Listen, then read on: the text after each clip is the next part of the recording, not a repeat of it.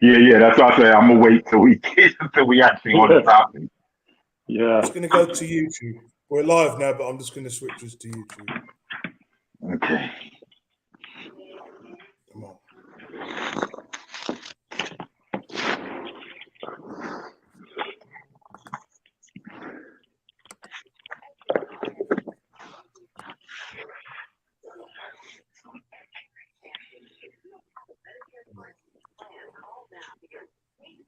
Slow computer.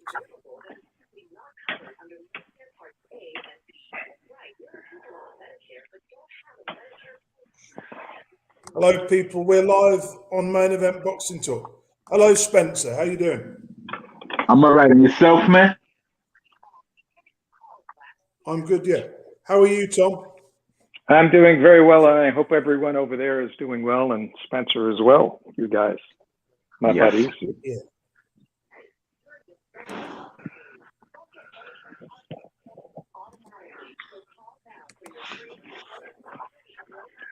So where do we Right, start, let's Nathan? start. Yeah, go for it. I'm looking at the list.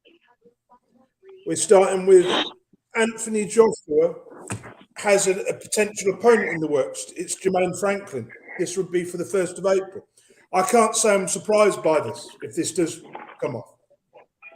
Well, why did you start us off with this? Give us your thoughts. I think it's a very convenient fight, but it could also be a cherry pick gone wrong as well, because we know that Joshua's not very good against southpaws, and Franklin has similar traits that Andy Ruiz has with the fast hands. You know, this could be a wrong. Stylistically, I think it's a bad start for Joshua. I'd like to see him pick someone else, to be honest. Well, okay. You want to take it, Spencer? Go ahead. Well, I would believe that the reasoning for this fight is because they're gonna go from this fight into a Dylan White rematch. And didn't Dylan White just almost barely beat him last fight? Yeah. Right. So like common opponent. A lot of people thought White might have lost that fight. Then Forrest versus AJ could draw some attention because of what Forrest did on the back of the Dylan White fight. I do agree with you. That is a very dangerous, Nathan. I do agree that it's a dangerous fight for him to be trying to come back with. But I will say, you saying he's a southpaw. He just fought a southpaw 2 times, and probably one of the better ones. Isn't Usyk a southpaw? Oh yeah, probably the best. So he. I'm just saying stylistically. I mean, I get you. No, like I understand what you're saying. It's an opponent that he should beat, but that opponent that he's picking is better than a lot of people think about. Yeah. He's better than what people know about. So he better play. I mean, if he fights like he fought in the second Usyk fight, he should be able to beat Forrest. Oh yeah, sure. But then again, there's always those 2 losses might have affected him more than we know, and a 3rd loss wouldn't be out of the question. So I think a shot could happen. So 4th loss, but I got you. It'll be a 4th loss for him. He already got 3. It will be a test of his mental awareness. He needs to be mentally aware of what's going on around him. Make sure he doesn't screw up again. And I hope he doesn't fight scared, because if he fights scared, he'll lose. Yeah, he'll be tentative and trying to let go of the shots, and then when he does that, that gives Forrest a chance to get in shots. He'll leave openings for him. Okay, let me jump in here on that, which I agree with your points. I see it this way. First of all, he needs some work. He may be thinking of having another rematch with Usyk if he's going to go and start fighting southpaws, and try to get more comfortable with that. Maybe that's part of the rationale here. Maybe he thinks this will be an easy fight. The way I see it, I see him winning the fight. He's a good enough boxer where he could control the ring, he could control the distance. He did well against Usyk until he ran out of gas. This guy is not as polished as Usyk, although he has some pop, but he's not as polished. So it's a good way for a confidence builder for him to, if he beats this guy, he beat a southpaw, he beat, a guy who's given other people a hard time. And that's an ego booster for him. I don't think it's a bad match in terms of that. I think he's piggybacking off of 2 fights with the best southpaw in the division. He should be able to handle this guy. So I don't see it as being super dangerous. The only thing that I worry about with him is if he gets caught, how he's going to react and if he will gas out. Those are the 2 things we have to watch out for, because if he gets caught, then the mental issue kicks in. Yeah. So we'll see. I think he takes this fight, and I think probably he'll go the distance. It'll be good if he could get in there and land them and have a knockout. But I don't think it's as risky as Nathan is making it. But there's always a risk. But that's my opinion. Yeah. What I'm saying is it's mentally. Mentally, I don't think he's where he needs to be. He needs to win this fight, and he needs to do a job on. Frankly, if he can get him out of there in 2 or 3 rounds, which he's capable of, then it will get his confidence back. But this stuff of him being a boxer isn't working out too well, really, is it? He should just fight how he used to fight, more, mix it up a bit more, be more aggressive with it, Yeah, like always pushing forward. Like, yeah, AJ, I agree, Nathan. AJ, prior to the Ruiz fight, he was mainly on his front foot, going after guys, pushing forward and, like pushing them back. But ever since that Ruiz loss, even when he fought Pulev, he was doing what Klitschko did. He's not the same fighter as Klitschko. He's not as good as Klitschko was in terms of for just being a boxer, Klitschko had Stewart to help him after his loss. Yeah, and he also was good. He used to hold a lot, where Joshua doesn't hold as much. If he learned to hold a bit more as well, it all comes together. I just think when you look at Joshua's career, everything was rushed. Do you know what I mean? How many title defenses did he have? Like 6 before he lost to Ruiz? 7. 5, 6. Yeah. We got, let me just count it. Brazil, Molina, Klitschko. Brazil, Molina, Klitschko, Takam, Parker, Pulev. Takem. I said Takam. Did he fight Povetkin after Ruiz? Before. One fight. Before. Okay. Yeah, so the fight before that, because that was the fight that led into they were trying to get the Wilder. Ruiz lost.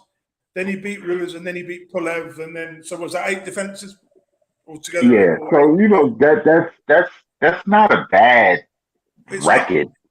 No, it's good actually. Fantastic. So I wouldn't be like a person to say that he got rushed because he was able to defend the title. And those guys that he beat, Povetkin, Parker, Klitschko, those are some top guys, so. But what I'm saying is, mentally, it's the mental straight. Mentally, I don't think he's the full ticket anymore like he was. Yeah, that's always going to be there. That bit of doubt's always going to be there. Yeah, that probably helps. I mean, that probably is helped by the fact that he wasn't a boxer in the gym early on. Yeah. To know the agony of defeat, and as an amateur sparring and going through the ranks, you lose fights. So you're accustomed, it's not the end all be all if you lose. Gold medalist. I'm surprised seriously. The amateur background he had, he started boxing at 18. He's got a good background. He's a gold medalist. Seriously, I don't understand it. I think he has a pedigree, but he's been coddled, with a lot of guys in his ear, specifically Eddie Hearn, pulling the string. Comparing him to Lennox Lewis or any of these fights, mentally he doesn't have the same grittiness like the older guys had. He doesn't have it.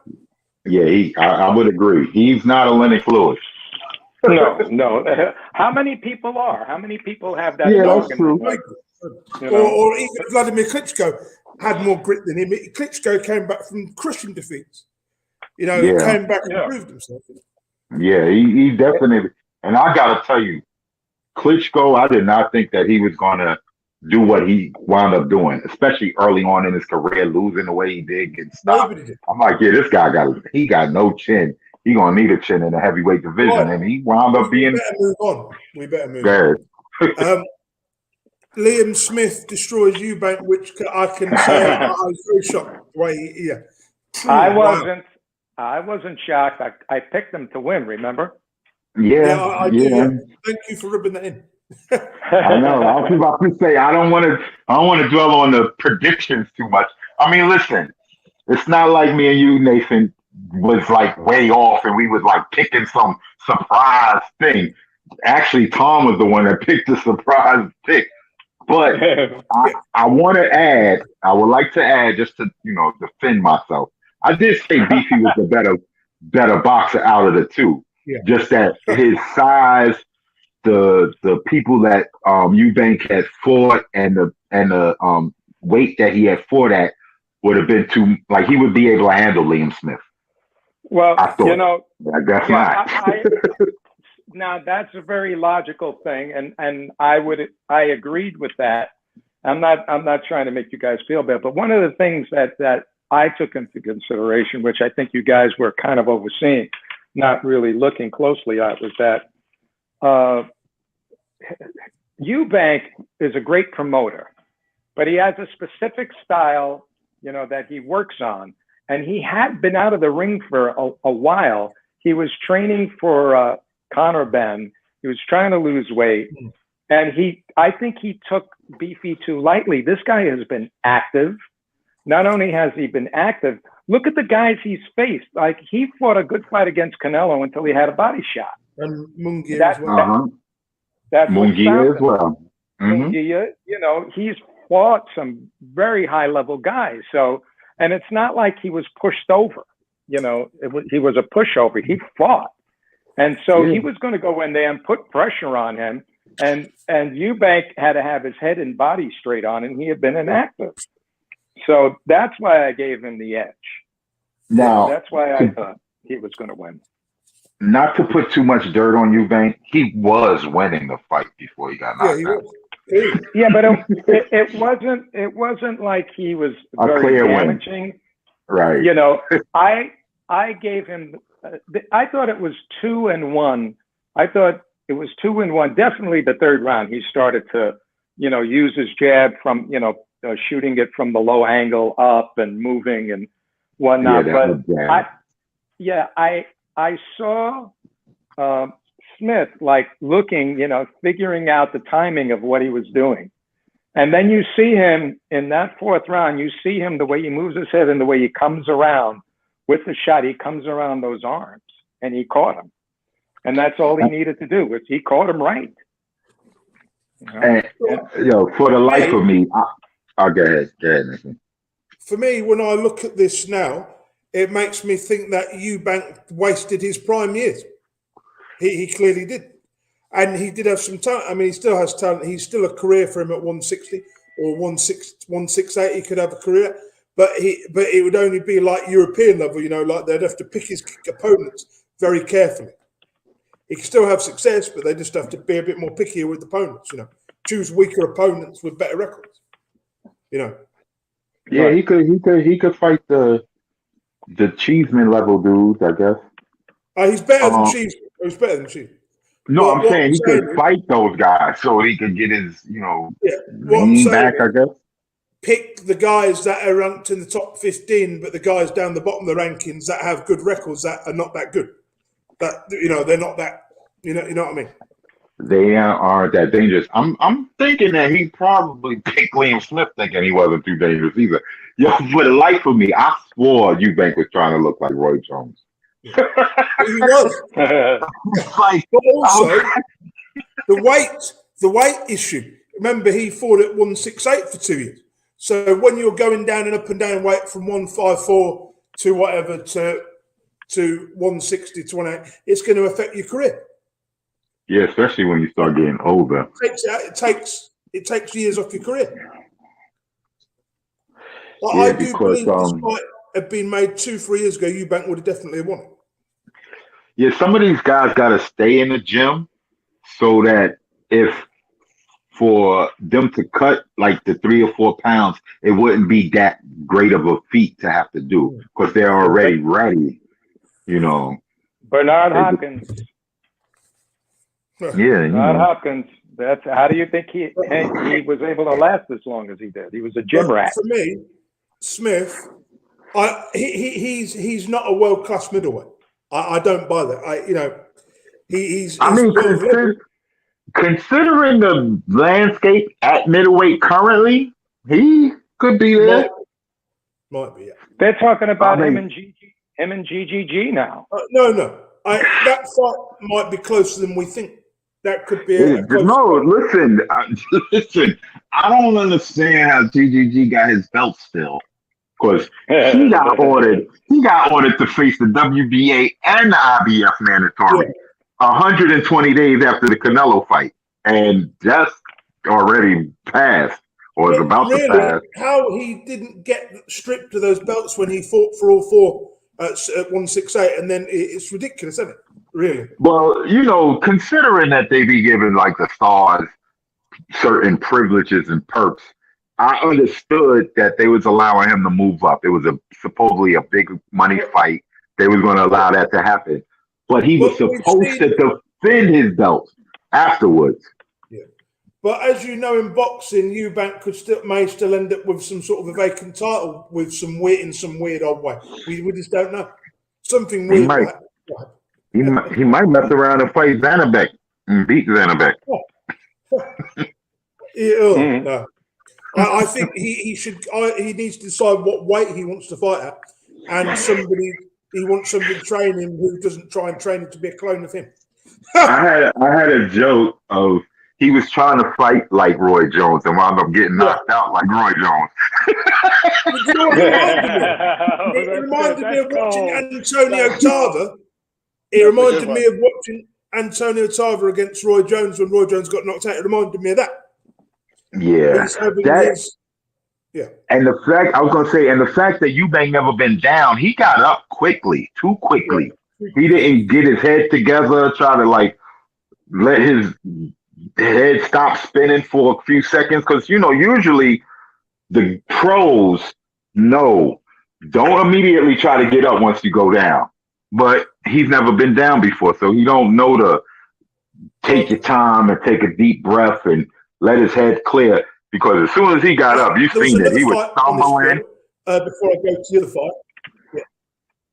Oh yeah, his legs. We're moving on. Legs were gone. There was two more fights on this card. The first one I'm going to talk about is Richard Rhea Kapoor against Glowacki, which this was a good performance by Rhea Kapoor. It was a good performance. He was much sharper with the way he landed his punches and whatnot.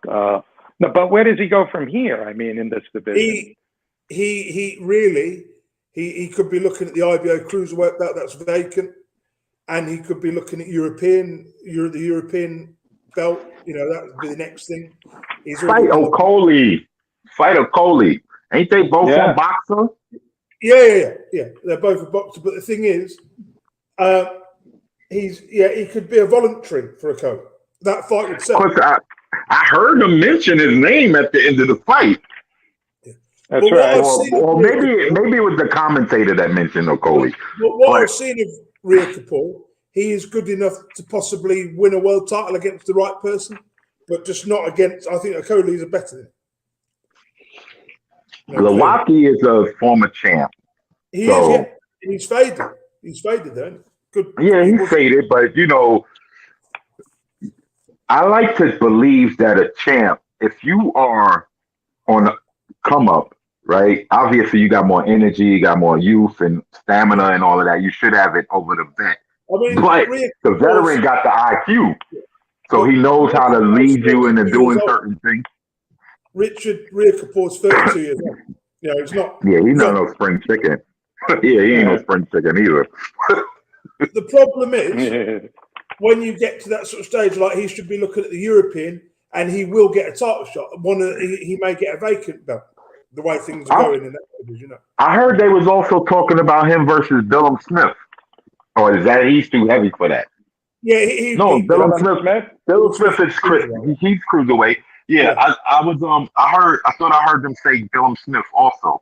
Instead of Coley, I know, but I thought Billum Smith. And Billum Smith is not a bad thought. That'll be No, a he's nice very fight. good. He's very good. He's European sort of world. But the problem is, Coley is that much better than those guys. You know, I'm not saying he's much better, but he's that bit better. He's had a couple Yeah, more years than that. You know? yeah, I would agree. I would So agree. I believe What do you? I believe Rhea Kapoor will probably have 2 or 3 more fights. Then he'll fight for a vacant or an IBO belt. You know, because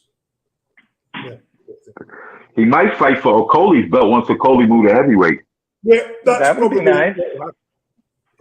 I like that idea. I wouldn't, and when Homeboy comes back, they I would like to see him fighting Okoli to do well. I do Anyway, believe that that's going off topic. Okoli's career is headed in a completely different direction to Rhea Kapoor. I believe Rhea Kapoor will fight for a world title, but I don't think he'll ever win one. That is my perception from what I can see. Yeah, he kind of old. I mean, he up there, so he better start pushing his moves now within the next 2 to 3 fights, like you said. That's right. Yeah, nobody's getting younger. Yeah, Right, he could let's fight. move on to Jack Massey, Joseph Parker fight. I thought this was a very flat performance. I mean, he got a win, but it was very flat. Well, I'll kick it off. How's that? So Okay. I watched the fight closely, and he came out trying to knock him out in the first round. It was clear that that was his strategy. And then he got caught a very good right hand, which actually shook him a little bit.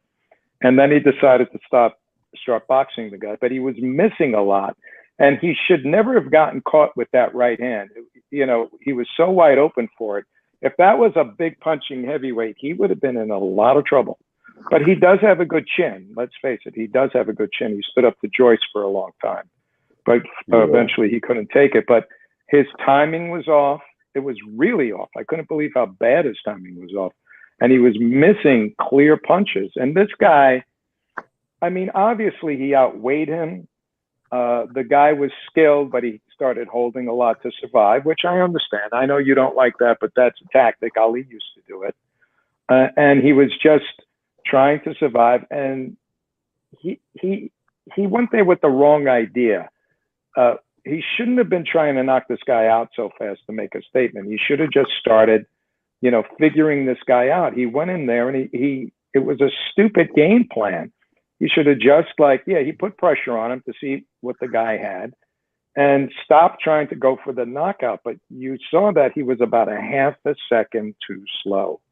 And that's not good at this point. For a heavyweight to have that, Jared Anderson at this point would connect with him much easier than anybody else, with his speed right now. And so I don't know if he'll get another title shot, but I would be careful if I was him, and his team on how they're approaching these fights at this point, because he's a little slower and his timing was bad. Anyway, I turn it over to you. Motivation? Because he's only 31, isn't he? He was motivated. He's young. Most heavyweights coming into their prime at 30 or 31. Not going backwards. He was motivated. I don't think it was a lack of motivation. You know what I'm saying? I don't think it had anything to do with that. I think it was just he's got bad trainer right now. Yeah, well, his trainer, I always thought that he needed a better trainer. But of course, he could only take him. Like, he took him where he could take him, but he's going to be in with the big boys, so he needs a better trainer. But besides that, I think JP, before Joyce, who did he fight? Did he fight? That's the Far fight? Or Junior Fire. That was the Far fight that he fought before that? No, sorry. I think he fought, I can't remember if it was Far or Chisora. Might have been Chisora.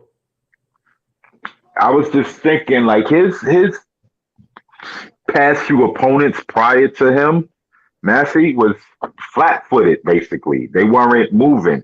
So his having to deal with a guy that's going to be moving and in and out might have been part of the reason why he was slow to the draw. Like, he didn't face that type of guy in a minute. And He fought Chisora, and then he fought twice and then lost to Joyce. Twice You've before got to he be honest. lost to Joyce. In the junior firefight, he looked terrible. In both Joe Chisora fights, in the first fight, he looked terrible. Second fight, he didn't look much better. he needed better trainer. He needed a better trainer. Before that, he had Flores, Lepai, and Winters, and he KO'd all of them. Yeah, he need a better trainer. Because that's what I agree, Tom. He was trying to knock him out. He's like, yo, I should not be going 10 with this dude, or 12, or whatever the round was. Don't forget, Andy Lee, his trainer, was trained by Manuel Stewart. So you'd have thought he'd be fighting better, wouldn't he, really? Well, yeah, but don't forget, he's training a heavyweight. He's not training a middleweight. Heavyweights are different. You have to consider the weight division you're in and the tactics you need to do in this division. You don't train the same way as you would train a welterweight or a lightweight and so on and so forth. These are big men, and they have to be trained properly and conditioned properly. Yeah, that's that too. And he you know what? For a second, I forgot that Andy Lee was JP's trainer. I thought he still had the guy from Kevin Barry, no. Yeah, Barry. I thought he still had him. I was like, that's all. Like, oh, he was really. Andy Lee is okay. He was a decent boxer. He was cool. But I don't know if he can translate his style of fighting into what JP, what JP could do, mimic his style of fighting or whatever. I don't know if that could be done. He has all the goods. He has all the goods, to be a top contender or even be champion. But, I think he does need a different trainer. I mean, he shouldn't be having a fight like this at this point of his career. I think he ain't hungry anymore either. He looked much better on the way up before he was a champ. Well, yeah. I mean, he's got to a comfort level. You're right. I believe that's the case. Yeah, that's what I think. He got all of those millions from fighting these guys, and he's cool with just going through the motions. The locomotions. I do think Parker should just, he's made a lot of money. He made a good £3-4 million out of that Joshua fight. He's made his millions. He doesn't. I don't think he's got the motivation anymore like it. He doesn't need it. Yeah. Right. Let's move on. I agree. Sorry. Let's move on. I think we exhausted this one. Let's move on. Okay. Yard versus Beterbiev, which is this week. Have you guys been watching the videos, the training videos? No, I haven't. But is Yard looking good? No, I haven't seen him either. Yard looks like Hercules. He looks like Hercules, and he's punching very hard, but he's very flat-footed. I don't like his footwork. I put up on our site. I put up this guy who does great analysis on boxers, and he was talking about Yard, the way he walks and moves around the ring and tries to jump in off the right foot with the power jab and is off balance, and also the way he crosses his feet and is off balance. Now, Beterbiev has an issue like that too, but when he connects, it's pulverizing. Yeah. So Beterbiev has to be careful of the right-hand counter. But once he's there and he slips punches, and if Yard doesn't land clean, Beterbiev is going to be all over him. But Yard does have a power puncher's chance. Yeah. It's just Beterbiev is a much higher caliber fighter. I look at how can I put it? I call Yard a fighter with world-class power, with British level boxing knowledge, with British level boxing skill. Yeah. Yeah, you can say that. Power, but he doesn't have the know-how. He doesn't have the schooling, the boxing ability to pull off someone with his power. He doesn't have the ability to do it. I don't believe. Yeah. And he's European level at best. If he was fighting anybody else, some of the guy who's top 10, 15, he'd win. But he's just not at that level, He's been Not Beterbiev's level. No, he's not. But he does have a puncher's chance here. And that's going to be the difference. Now, if Beterbiev is smart, he'll measure him with the jab and throw the jab from different angles to keep him at bay so that he could close the distance and avoid the right hand and then just start busting him up. But anybody who thinks Yard has got a chance, they haven't watched boxing. They've never seen the other. I think this could be over in about 2-3 rounds. Seriously, this is going to be like the Smith thing. Yeah, it's going to be a murder case on Beterbiev. Yeah. He's about to catch a charge. Brutality. Like a brutality. Yeah, that's we'll see. Crazy. We'll see. But listen, we've seen some upsets. We've seen some shockers happen. If Yard because as Tom said, if Yard connects with the right, we've seen Beterbiev go down against Callum Johnson. Yeah, right. So if Yard could catch him, if Yard could catch him like that, and then catch him again like that when he get up, who knows? That $5 on Yard might turn into $100. Would have been a perfect opponent for Yard. And that would have been a well match. Him and Joe Smith Jr. would have been a hell of a fight. That would have been a more interesting fight than this. We know that Beterbiev's got power. We know he's heavy-handed. We know he's got skill.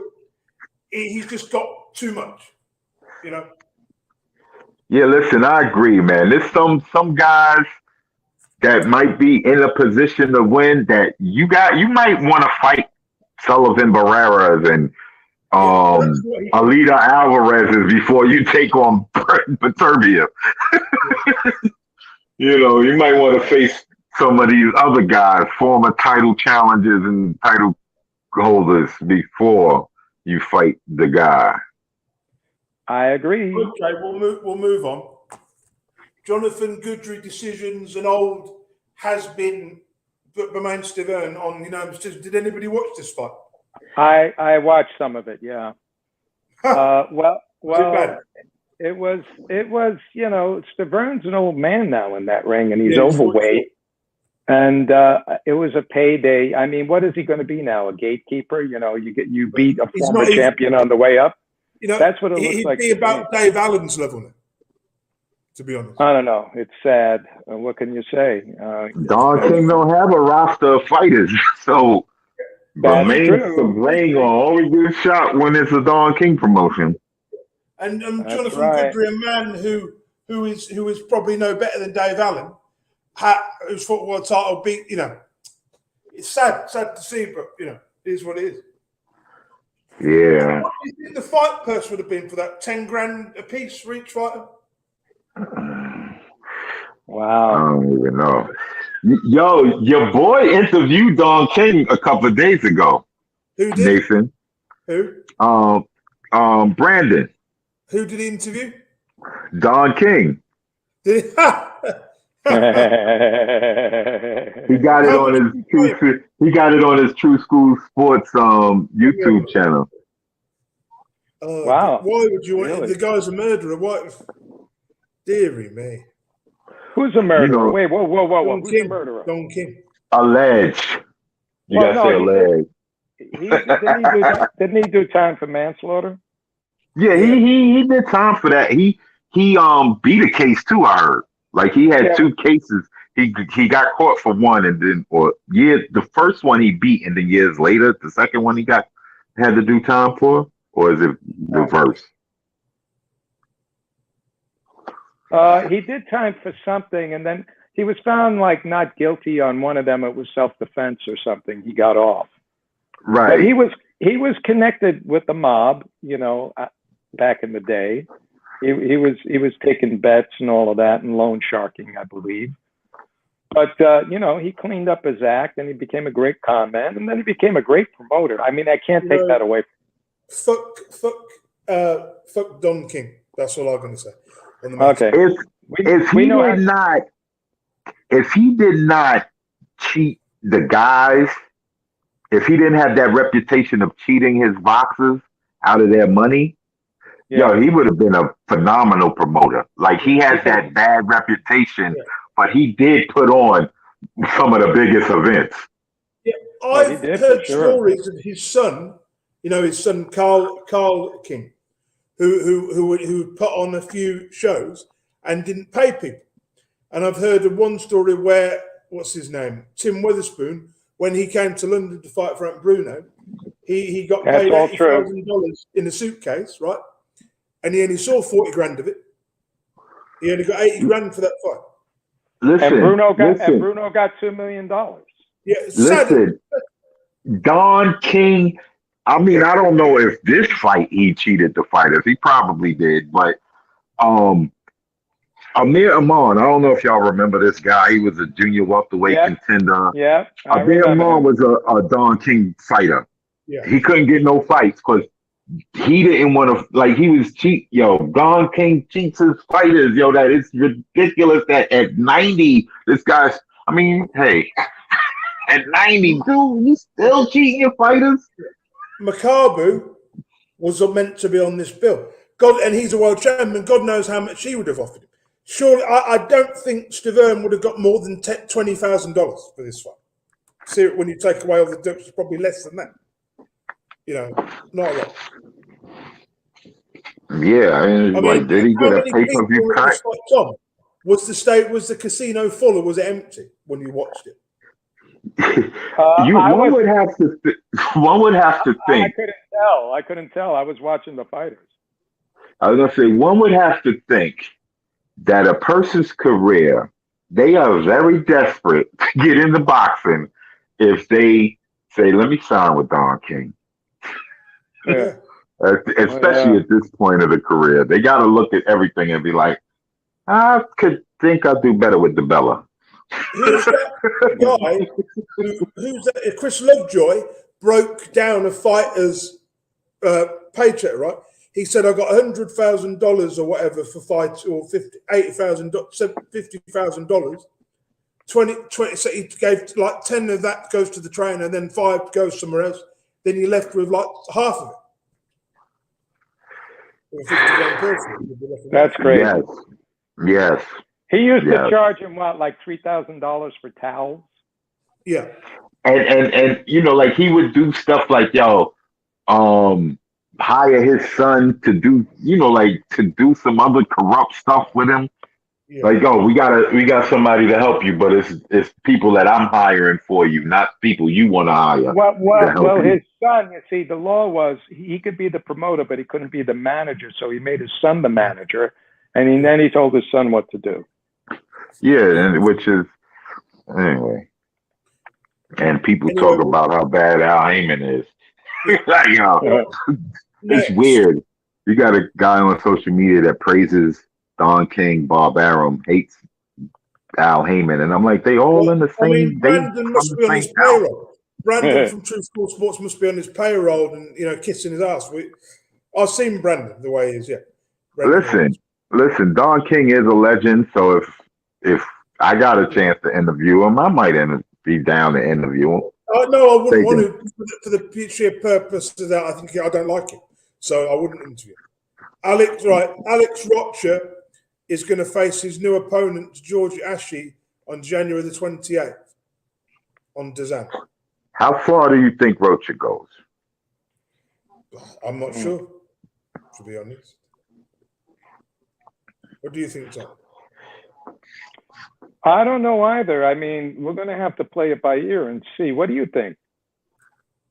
The verdict is still out. Like the level of competitions that, if I'm not mistaken, when you get better competition, that's when you could tell the test. Not when you always the favorite. It's when you are like when the level is about the same, and you have to like show more of yourself. When you face adversity, that's when you know. You handle. You know, a lot of guys fold under adversity. I mean, he's young yet. He's got 13 KOs. He's ranked 13. I mean, we'll see. I'd have to really study his style. But you look like Berlanga. He looked like he was bombing everybody out, right? Right. That's You what I'm know, saying. and Like, then all of a then sudden, yeah. when you can't do that, what do you do? You That's a good know? question. You know, I mean, already Rashid Ellis gave him a defeat, and Rashid is a pretty good fighter. You know, Yeah. so we'll see. But he's not fighting the big guns yet. You know, Rashid is a good up and comer himself to some Yeah. degree. You know, he's 22 and 0. So it was a decision. So that's good. He didn't get KO'd, but we'll see. I mean, as you get up there, the air gets very thin, and some people have trouble breathing. Yeah. They get You know, lightheaded. so yeah, yeah, and then they fall down. So we'll see it. We'll see it. Right now, we gotta see what's going to happen soon with him. And you know, Rashid lost to Villa recently, and that was surprising. Remember? Yeah. That was on the tank card. Yeah. So we got to see if he comes back, but that's the yardstick to measure him by right now. Is that? Yeah, I wouldn't mind seeing him. Like I don't know. He's on the zone, so that means he's a Oscar guy. Yeah, I think so. Yeah, probably. Yeah. Because Golden Boy doesn't put on as many bouts as the Zone does, so they got an agreement with him, don't they? Yeah, that's where Golden Boy airs their fights is on the zone. Right. So They don't. So that's don't they That's the also reason do, why let's there was a. see. No, that's it. They do the zone because that Right. was the issue with the Ryan Garcia Tank Davis fight at first. It was a network issue because Oscar was like, "Yo, Right. I want it to be on the zone," and they were like, "Yo, Tank does numbers on Showtime. You know, like why Yeah, would he we put does. it on the zone? You know, it don't really make Well, that that wouldn't make sense for Tank to go to the zone. right. I understand Also, Oscar's point, but you know, that's the business of boxing that always mess up getting good fights when people want them. yeah, well, that game has been going on since HBO and Showtime split off, right? And went against each other. Yeah. You know, we want to move on to Barrios now, Mario Barrios. Yeah. Barrios Well, is going to be fighting Santiago in his next fight. This is the same Santiago that narrowly lost to Broner. Yeah. I don't know. It should be a good match. They're both good guys, but they're not stars, in my opinion. You know, yeah, they're not stars, but it should be a good fight. Actually, I hope it is. Yeah, I think so. They're tough guys. Let's not, you know. I mean, Davis knocked them out, and then he lost the decision, you know, unanimous decision to Thurman. So, I mean, he's not a bad fighter. He's a good fighter. It's just that he has more skill, and he couldn't conquer those two guys. And now he's against Santiago, who has less experience and has also lost his last two fights. So, both of these guys, it's a crossroads fight in a way, if you think about it. Yeah, so that helps to the excitement of the fight from these guys. They both going to probably try to make sure that they don't go back to, back a few steps. They want to keep moving forward or get back to moving forward, rather. Yeah, I think Santiago is not as big of a puncher, but that may not matter. And he's been kind of inactive, so we'll see. It's the old Puerto Rican, I think Barrios is from Mexico. No, he's from the United States, but I think he's Mexican descent. Azteca. Yeah. Azteca. So that'll be the classic Puerto Rican Mexican selling point. Mexican. Yeah. Yeah. Yeah. We know how that works. Yep. That rivalry always works. Usually Puerto Rican fighters are left hook happy. So we'll see what happens here. What do we got next, Nathan? Tommy Fury against Jake Paul may be off, but doesn't surprise me. I'm so bored of this fight. Because of his wife is pregnant or something? Yeah. That's nice. Well, congratulations, but that doesn't do much for boxing. For the sport of boxing. When are we going to stop blurring the lines with YouTube and professional boxing? It's gone too far now, you know. Well, I mean, to be fair to Jake Paul, he is training. He's blurring the lines in between YouTube and professional boxing. Do one or the other, you know. Fight other YouTubers or just fight professional people, you know. Well, doesn't he have a ranking now with the WBC? I thought it was it's the WBC. I thought it was the WBA. Let's have a look. That is crazy. If he in the top 10, that means he could fight for a title. Top 15. MMA fighters who are past their sell-by date would get you a world ranking. Yeah, that is crazy.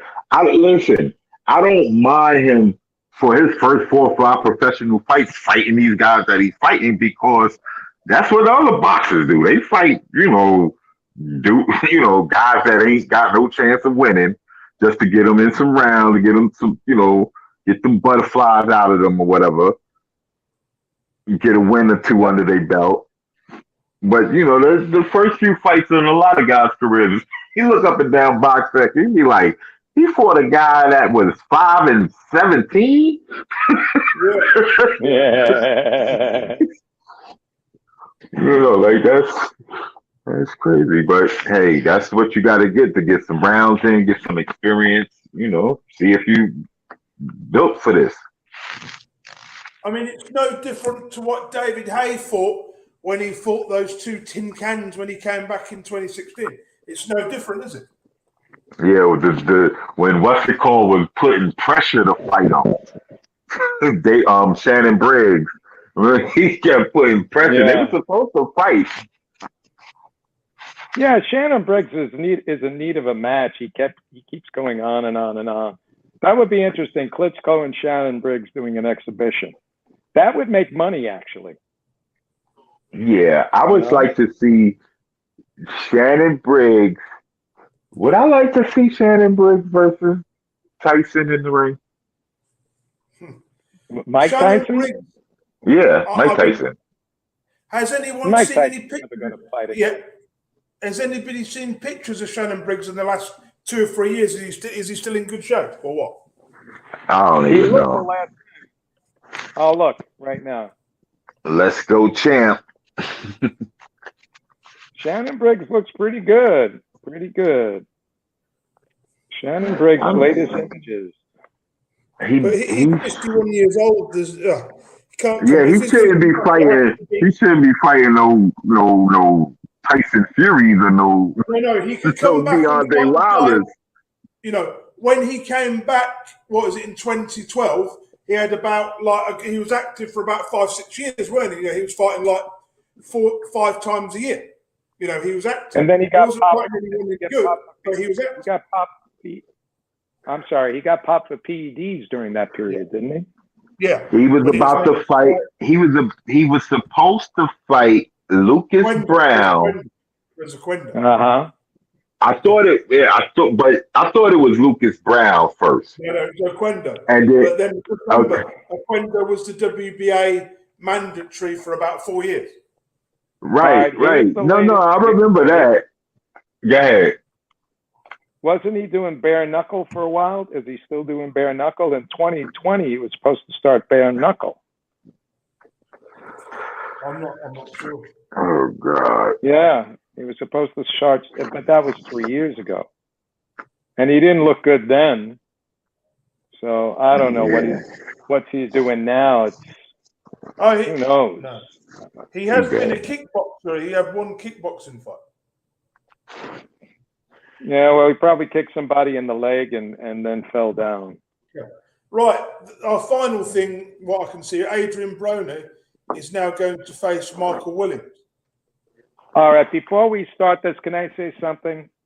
I don't want to hear any bad mouthing of my favorite boxer here. Okay. Go ahead. It's up to you, mother. Go ahead, Nathan. Go ahead, Nathan.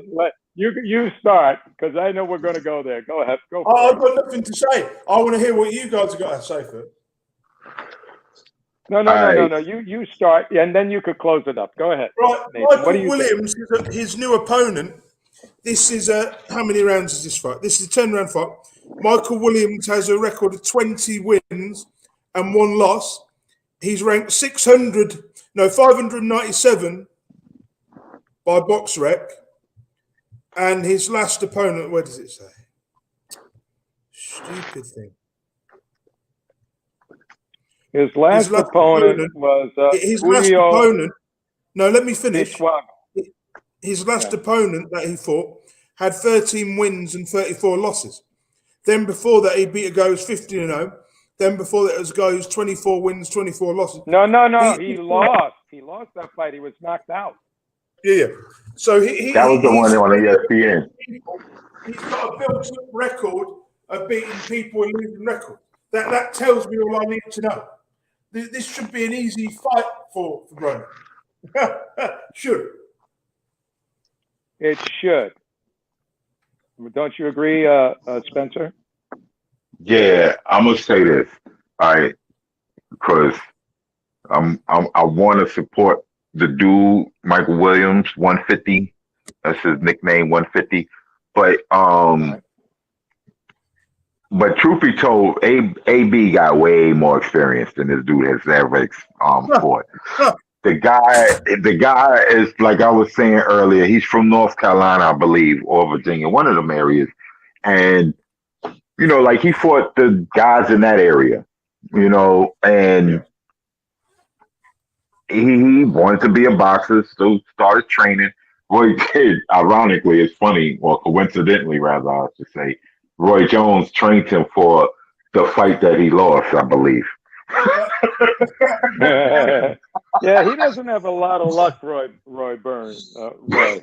The problem with this Michael Williams guy, Broner's at the stage now where he's so inactive, and we don't know what sort of shape he's in. We don't know. I mean, we know what the shape is. We don't know what's left. We don't know how much he's deteriorated. Like if you're away, like he's fought probably 3 times in the last 6 years. If you're doing that kind of thing, then you're going to deteriorate so quick. He could be at the level where he could be upset. Do you know what I mean? I'm not saying it will happen, but you start to get into unknown territory then, don't you? Do you know what I mean? What 150 got to do is let his hands go, because we know AB has a habit of not letting his go and just getting into a defensive mode and kind of like try to pop shot. If the person is more active, I mean, they're probably going to give it to Broner. Broner got a 3-fight contract. This is probably why they're giving him an easy touch, in his opinion, to make sure that he's going to fight those 3 fights. So Michael Williams was chosen to make Broner look better than what he actually is, so we don't see that much deterioration. That's why they've chosen this guy. I'm pretty sure. But he was about to fight Red Cat. Now, for whatever reason, maybe what Red Cat was talking about in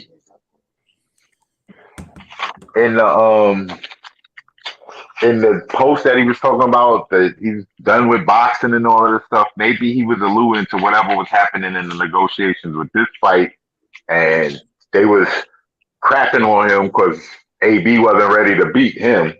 So they like, all right, we got to get him out of there. I don't know. That's the conspiracy theory. The real reason is because they don't want anybody with a little bit of ability to expose what is left of him. They want Broner to be exposed more by a higher level fighter, so they can't say that. You know what I mean? It's just to save face. That's all it is. Yeah, they're gonna have AB beat Michael Williams. They're gonna have AB beat somebody else, and then they're gonna have AB fight Terrence Crawford. Yeah, someone good. On the 3. And if he was going to lose to someone shit like Michael Williams, we wouldn't know any different. It's just to save face. Yeah, listen. Terrence Crawford gonna have a hard time getting the fight AB gonna get 2 wins under his belt and get a ranking in the WBO, and they gonna fight. Oh, Yeah, well, that's a dream. We'll see if that happens. But here's my thoughts on this with Adrian.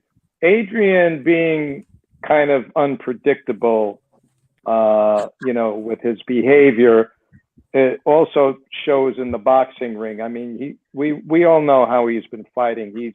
He's such a good boxer. He comes out of those big fights mainly just surviving on his defense and doesn't get really injured. And that's the way he's been doing it. I think if he's motivated for the money, because he definitely needs the money, right? If he's really motivated to make that money, then you're going to see a different type of Adrian Broner in there. He won't take chances, but I think he'll be a little bit more aggressive and be in shape enough to be able to take this guy without a problem. That's how I see it happening. But, stranger things have happened in boxing. It depends on his mental state. I think the truth is we've seen Broner's sell-by date go by about 6 years ago. His sell-by is long gone. There's nothing left. I don't think and the crazy thing is, Broner doesn't let his hands go in fights.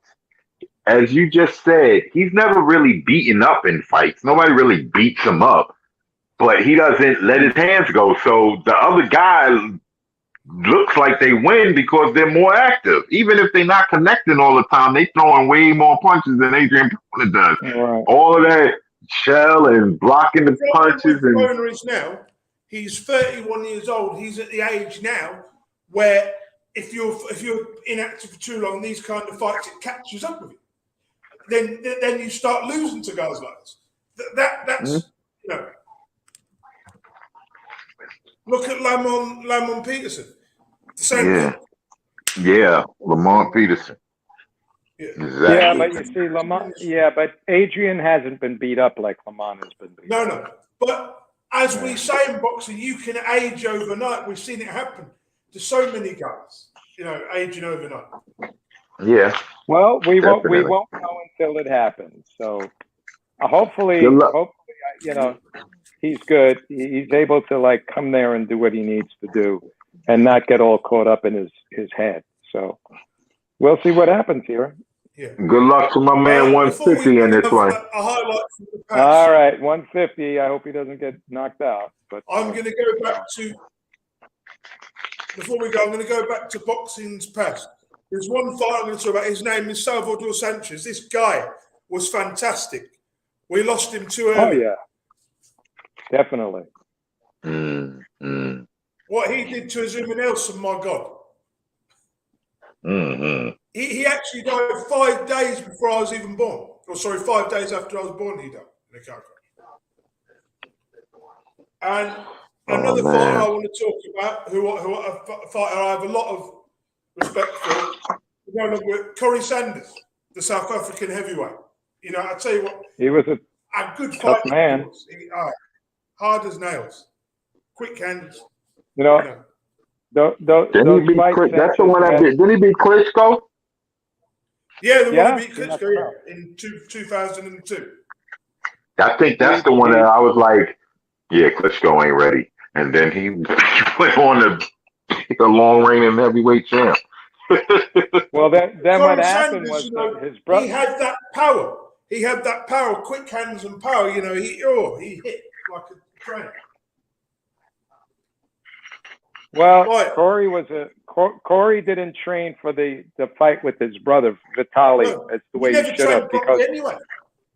He didn't need to against. God knows how good he would have been. He didn't need to do that against the brother, against Vladimir. So we'll see. And one more fighter I'm going to talk about, a guy who was so overrated and so overhyped. The Americans hyped him up so much it was ridiculous. Michael Grant. Well, I don't know who hyped him, what Americans did, but he got up, but he couldn't stay up. They all hyped him. Well, you got it hyped. That's the thing. When he lost to Lennox Lewis, I started laughing. I thought, this guy is meant to be good. And Lewis just knocked his head off. Oh, it was brutal. Well, there are levels, and we know what the level was there, right? Yeah. Mm-hmm. And we know what the level Definitely was. levels. The last fight I'm going to talk about is a big fat guy or a big guy. His name is Ty Fields. Got knocked out by Monty Barrett in one round. Do you remember that fight? Well, was he Ty Fields he's a boxer. What weight division? Heavyweight. He got knocked clean out by Monty Barrett. Monty Barrett. Oh yeah. Another fighter I like. I used to like Monty Barrett. You know. Got it. Yeah. Well, he lost. What? He got stopped 5 times. It looks like. Yeah. Right. We'll end, That's what we'll I end the think. podcast there. We'll be back next Friday. All righty, man. All right. Y'all enjoy, man. Hey, nice. Bye, guys. You guys take care. All right, later, y'all.